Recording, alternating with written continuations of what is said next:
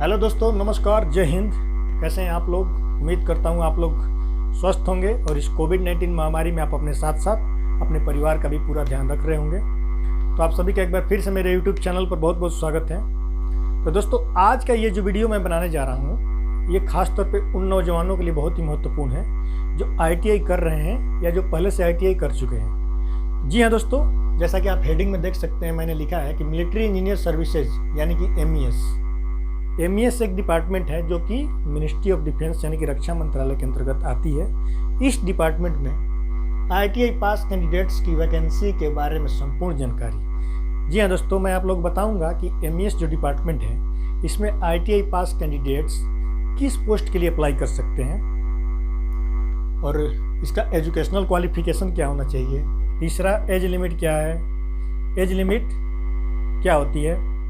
चौथा, how to apply मतलब आवेदन कैसे कर सकते हैं। पांचवा, सिलेक्शन प्रोसेस मतलब भर्ती होने की प्रक्रिया क्या है इसमें। छठा, सिलेबस यानी कि इस पोस्ट के लिए अप्लाई करेंगे जो पोस्ट बताऊंगा उसका सिलेबस कैसा होता है, ये भी बताऊंगा आप लोगों को। और सैलरी के बारे में भी आप लोगों को लास्ट में जानकारी दूंगा। तो दोस्तों, आइए जानते हैं कि पोस्ट के बारे में, मतलब किस पोस्ट के लिए आप अप्लाई कर सकते हैं MES डिपार्टमेंट में। पोस्ट के साथ साथ मैं एजुकेशनल क्वालिफिकेशन भी बताते चलूँगा आप लोगों को, ताकि वीडियो ज़्यादा लंबा ना हो पाए। देखिए, सबसे पहला मैंने पोस्ट लिखा है मेट FGM का फुल फॉर्म होता है फिटर जनरल मैकेनिक। और मेट में भर्ती करने का मतलब ये होता है कि डिफेंस के लैंग्वेज में असिस्टेंट या हेल्पर को मेट बोला जाता है। तो जब आप इस पोस्ट में भर्ती होते हैं तो इसमें कोई ट्रेनिंग नहीं होती है, इसलिए इसको मेट बोला जाता है। मतलब असिस्टेंट के तौर पर आप सीनियर के साथ ड्यूटी करेंगे। ड्यूटी करने के साथ साथ आपकी वही ट्रेनिंग है, आप ड्यूटी भी करेंगे और अपना वर्क सीखेंगे भी, इसीलिए इसको मेट बोला जाता है। और मेट से अगला प्रमोशन जो होता है, मेट को सेमी स्किल्ड भी बोला जाता है। पहले जो मैट्रिकुलेशन लेवल पे जो भर्ती आती थी उसमें ITI की ज़रूरत नहीं होती थी, उसमें मेट SSK करके आती थी। मेट ब्रैकेट में SSK, जैसे यहाँ FGM है तो उसमें SSK करके आती थी, मतलब सेमी स्किल्ड। तो ये भी सेमी स्किल्ड ही है। मेट FGM मान लीजिए ये पोस्ट है जो, ये भी सेमी स्किल्ड ही है। अगला प्रमोशन जो होता है तो मेट हट जाता है, SK हो जाता है। यहाँ पे SK हो जाएगा। SK का मतलब स्किल्ड, मतलब कुशल। देखिए, इस पोस्ट को अप्लाई करने के लिए मैट्रिकुलेशन होना जरूरी है। 10वीं कक्षा उत्तीर्ण होने के साथ साथ 2 साल का फीटर ट्रेड से ITI होना जरूरी है। अब आते हैं मेट इलेक्ट्रीशियन। मेट इलेक्ट्रीशियन के लिए भी मैट्रिकुलेशन पास होने के साथ साथ 10वीं कक्षा उत्तीर्ण होने के साथ साथ 2 साल का इलेक्ट्रीशियन से ITI होना जरूरी है। मेट R&AC मतलब इस पोस्ट का नाम है रेफ्रिजरेटर एंड AC मैकेनिक। इस पोस्ट को अप्लाई करने के लिए मैट्रिकुलेशन के साथ साथ refrigerator and air conditioning trade से ITI होना जरूरी है। उसके बाद है मेट PFTR, यहाँ फुल फॉर्म मैंने लिख दिया है, pipe fitter. Mate pipe fitter में अप्लाई करने के लिए कि मैट्रिकुलेशन के साथ साथ प्लम्बर ट्रेड से ITI होना जरूरी है। जी हाँ दोस्तों, ध्यान दीजिएगा कि मेट पाइप फिटर में अप्लाई करने के लिए मैट्रिकुलेशन पास होने के साथ साथ प्लम्बर ट्रेड में ITI होना जरूरी है। उसके बाद है मेट मेसन। मेट मेसन में भी अप्लाई करने के लिए मैट्रिकुलेशन पास होने के साथ साथ, यानी कि 10वीं कक्षा उत्तीर्ण होने के साथ साथ आपको मेसन से ITI होना जरूरी है। मेट पेंटर के लिए भी मैट्रिकुलेशन पास होने के साथ साथ पेंटर से ITI होना जरूरी है।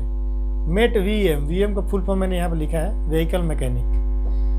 मेट व्हीकल मैकेनिक में अप्लाई करने के लिए मैट्रिकुलेशन पास होने के साथ साथ डीजल मैकेनिक या ट्रैक्टर मैकेनिक में ITI होना अनिवार्य है। मेट कारपेंटर के लिए भी मैट्रिकुलेशन पास होना जरूरी है, प्लस ITI कारपेंटर में होना जरूरी है। मैं आप लोग एक चीज़ और बताना चाहता हूँ कि ये जितने भी पोस्ट हैं, इसको अप्लाई करने के लिए आपको कोई अप्रेंटिस सर्टिफिकेट की ज़रूरत नहीं है, सिर्फ ITI सर्टिफिकेट रहेगा तो उससे काम हो जाएगा आपका। तो चलिए अगला पॉइंट देखते हैं। इसमें मैं आप लोगों को पोस्ट के साथ साथ एजुकेशनल क्वालिफिकेशन भी बता दिया। तो आइए दोस्तों, अब जानते हैं एज लिमिट के बारे में। तो देखिए, जनरल कैंडिडेट के लिए, जनरल कैंडिडेट्स यदि कोई अप्लाई करेगा तो 18 से 27 साल तक एज लिमिट होनी चाहिए। OBC के लिए 3 साल का छूट दिया गया है। 18 से 30 साल तक कोई OBC कैंडिडेट्स अप्लाई कर सकता है। SC एंड ST कैंडिडेट्स 18 से 32 साल तक अप्लाई कर सकता है, इसको 5 साल का छूट दिया गया है। 5 ईयर्स, इसको 3 ईयर्स का। जनरल के लिए कोई छूट नहीं है, जनरल का 18 से 27 साल तक है, ओबीसी का 18 से 30 साल तक, एससी एंड एसटी का 18 से 32 साल तक। अब यहाँ देखिए, कोई जनरल कैंडिडेट है जो कि पीएच है, फिजिकली हैंडीकैप्ड है, उसको 18 से 37 साल तक अप्लाई कर सकता है वो।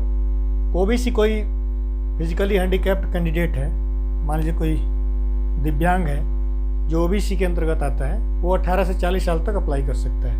कोई एससी एसटी कैंडिडेट है जो दिव्यांग है यानी कि फिजिकली हैंडीकैप्ड है, वो 18 से 42 साल तक अप्लाई कर सकता है। एक बार फिर से समझिए, कोई जनरल कैंडिडेट है जो फिजिकली हैंडीकैप्ड है, वो 18 से 37 साल तक अप्लाई कर सकता है। उसको 10 साल का छूट दिया गया है। कितना? 10 साल का। इसको 13 साल का, इसको 15 साल।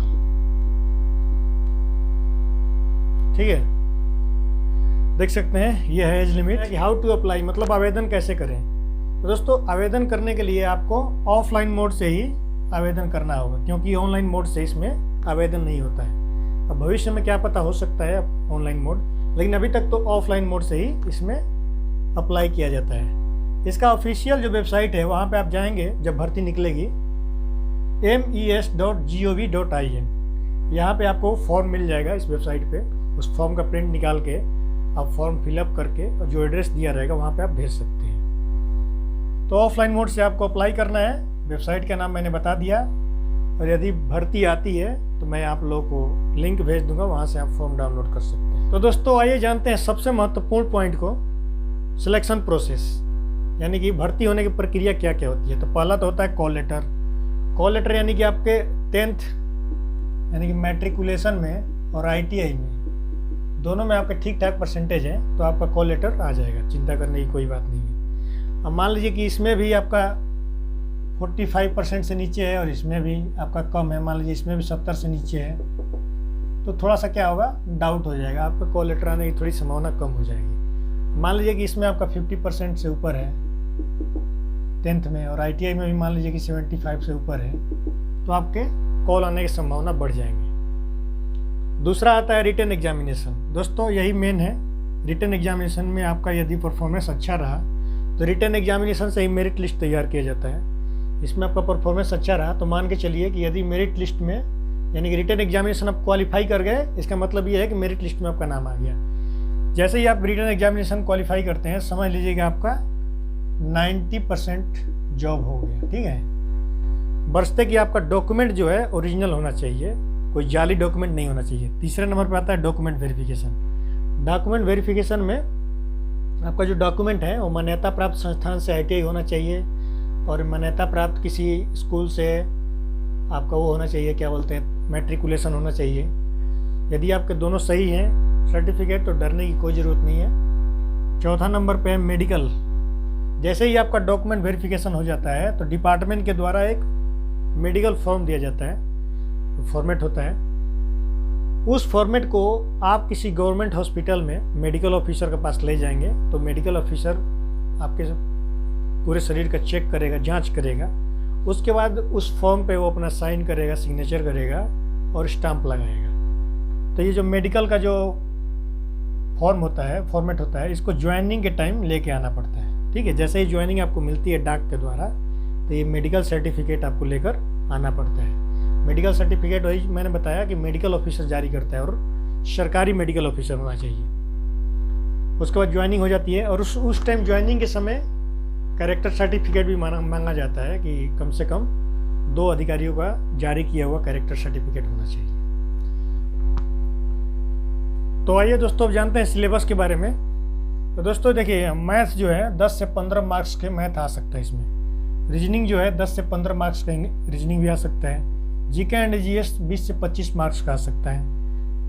ITI ट्रेड से रिलेटेड जो क्वेश्चन है, जो कि बहुत ही महत्वपूर्ण साबित होते हैं, यदि आप ITI ट्रेड से रिलेटेड क्वेश्चन पढ़ के जाएंगे एग्जाम में तो बहुत ही यूजफुल साबित होगा। 30 से 40 मार्क्स के आ सकते हैं। 30 मार्क्स का तो पक्का समझिए। वो इंग्लिश जो है 10 मार्क्स के आते हैं, छोटे मोटे इंग्लिश आते हैं, ज़्यादा मतलब भारी नहीं होते, ईजी होते हैं। तो टोटल जो होता है ये 90 मार्क्स का आपका पेपर होता है। 90 और 10 मार्क्स आपको मिलते हैं आपके मैट्रिकुलेशन में परसेंटेज के अनुसार और ITI में परसेंटेज के अनुसार जो होते हैं। तो 10 मार्क्स वहाँ पर रखे गए होते हैं। अब 10 में से आपको जितना मिल जाए तो टोटल 100 मार्क्स का हो जाता है पेपर। ठीक है, 100 मार्क्स का पेपर हो जाता है। 90 मार्क्स का आपका ये हो गया रिटन एग्जाम और 10 मार्क्स आपको मैट्रिकुलेशन ITI की परफॉर्मेंस के अनुसार उसमें 10 में से आपको जितना मिल जाए। ठीक है, उनका एक पैमाना होता है, वो पता नहीं है मुझे किस पैमाना से वो लोग तय करते हैं। तो 100 मार्क्स का ये होता है पेपर। तो दोस्तों आइए अब जानते हैं वेतन के बारे में, यानी कि सैलरी के बारे में। वैसे दोस्तों सैलरी के बारे में थोड़ा सा आप लोग को अपडेट करूँगा अभी। यदि विस्तार से आप लोगों को जानना होगा कि स्टार्टिंग में एक्यूरेट सैलरी कितनी मिलती है तो उसके लिए मैं एक अलग से वीडियो बना दूंगा। तो जो जानने के लिए इच्छुक हैं वो कमेंट बॉक्स में प्लीज़ लिख सकते हैं, तो मैं उसके लिए एक अलग से वीडियो बना दूंगा। आइए तब तक मतलब कि लगभग में जान लेते हैं कि कितनी सैलरी मिलती है। तो लगभग में दोस्तों 28 से 30,000 तक स्टार्टिंग में सैलरी मिलती है। तो दोस्तों ये रहा पूरा संपूर्ण जानकारी MES में मेट पोस्ट पर भर्ती होने के लिए। अब आइए आप लोगों को थोड़ा सा हाईलाइट कर देता हूँ कि ज्वाइनिंग करने के बाद किस किस प्रकार की फैसिलिटी मिलती है, सुविधा मिलती है, थोड़ा सा आप लोग को हाईलाइट कर देता हूँ। तो दोस्तों पहले तो देखिए, जैसे ही ज्वाइन करते हैं तो आपको सरकारी क्वार्टर के लिए आप इंटाइटल हो जाएंगे, सरकारी क्वार्टर आपको मिल जाएगा। ठीक है, तो इसमें सरकारी क्वार्टर टाइप 1 मिलेगा आपको स्टार्टिंग में। जैसे ही प्रमोशन होगी तो आपको टाइप 2 मिल जाएगा। टाइप 1 में वही 2 कमरे होते हैं, एक किचन होता है, एक लैट्रिन, एक बाथरूम होता है। ठीक है, तो सरकारी क्वार्टर मिल जाएगा। उसके बाद देखिए दूसरा जो फैसिलिटी है कैंटीन कार्ड।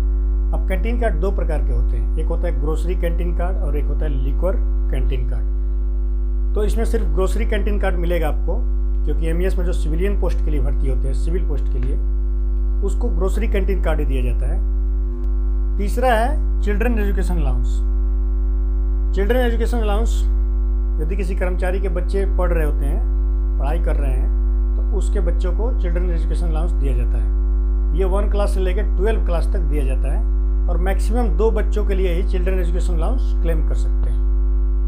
तो ये अभी सालाना 27,000 रुपये मिल रहा है। मान लीजिए यदि किसी के 2 बच्चे पढ़ाई कर रहे हैं तो उसको 27 54,000 रुपये सालाना चिल्ड्रन एजुकेशन अलाउंस के रूप में दिया जाता है। चौथा देखिए जो फैसिलिटी बता रहा हूँ, LTC का मतलब होता है लीव ट्रैवल कंसेशन। इसमें 2 प्रकार का LTC दिया जाता है। एक होता है होम टाउन LTC, जो प्रत्येक 2 साल पर आप अपने होम टाउन जाने के लिए किराया ले सकते हैं सरकार से।